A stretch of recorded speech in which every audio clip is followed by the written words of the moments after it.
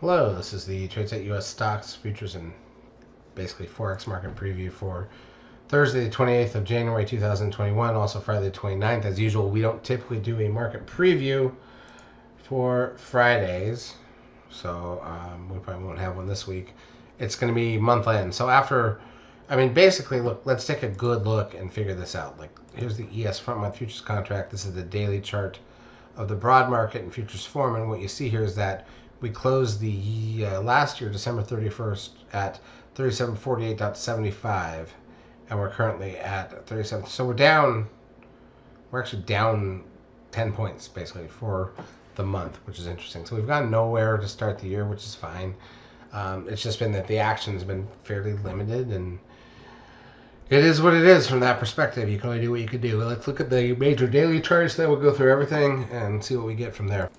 So here's the crude oil, 52.60. We're under the 13, the risk line from the 13 sell signal. By the way, it's the first 13 signal since way back at the beginning of last year, and that was a buy signal before the market collapsed on crude oil. So it is what it is. But we're at 52.60. We got gold down at $9.70. Still a blip there.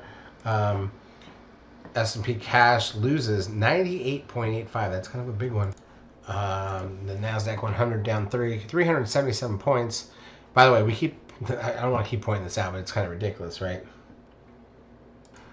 So that risk line was really a wall. And, it is what it is from that perspective. So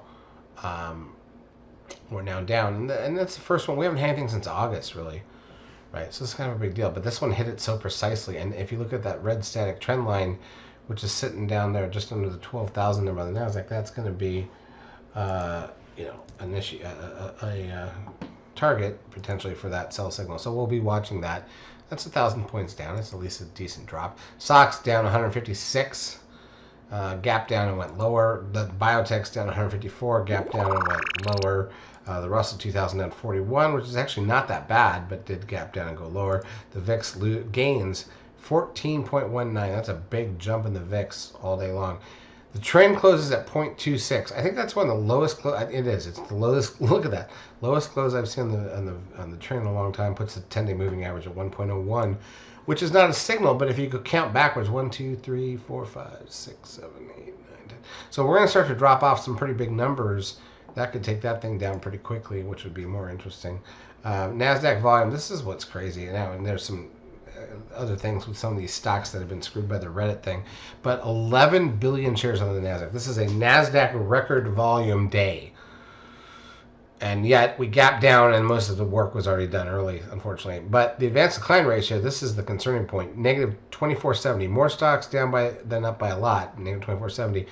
The only day in the last year that's been worse was back in the middle of June. So this is not a good day for the advance decline ratio on the NASDAQ. On the New York, negative 2059. It's in the bottom 10 for the last year. Google loses, we were just talking about this the other day, new highs right now, down 89.01. Apple down $1.10. Netflix down 38.65. It's kind of a big deal.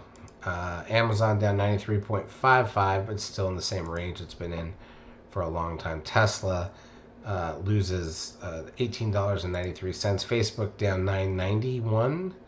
Zoom loses $3.65. Doesn't look like much, does it? Goldman Sachs down $8.43. TLT, the 20-year bond ETF, up 39 cents. The Dow was down 630 to 30,303. 30303. Bitcoin is currently sitting at 31,000, but it did dip under 30,000 again today, so that's it. And the put call ratio closes at 0.517. Not below that 0.50, but it's still pretty darn low. All right, in terms of the intraday action, here's the 5-minute chart. So we gapped down. A lot of the day was the gap down, and within 15 minutes we'd established a range, and that was it. And we did nothing until after lunch, and then we tried to break lower. So it was like, it's not, when you see the move in the market, that gap kind of kills you because you really didn't want the gap, right? You wanted to be able to trade that. And the same thing happens on the NASDAQ. We gap down, we push lower. 20 minutes in, we've established the range until like the last 2 hours of the day. So it's not ideal. Again, the market's not giving us anything ideal yet, but I think the volatility is starting to pick up, and that's definitely a good sign. In terms of economic data left for the week, Here in the U.S., we're going to go with, this is a big one tomorrow morning. Advanced GDP.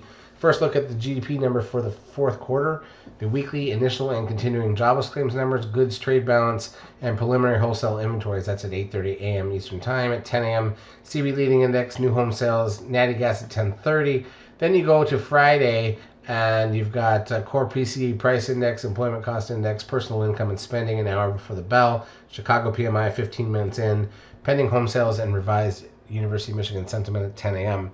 So that's what's left for the week. But again, keep in mind, we just got done with the Fed meeting. This GDP number could, obviously, I mean, we all know it's not going to be pretty, but it could move the market a little bit. And then Friday, though, the thing is, once you get to the end of the month, statement printing, Friday is probably not going to lead us to much. So Thursday, I'm hoping, is a good trading day without such a big gap that it messes us all up.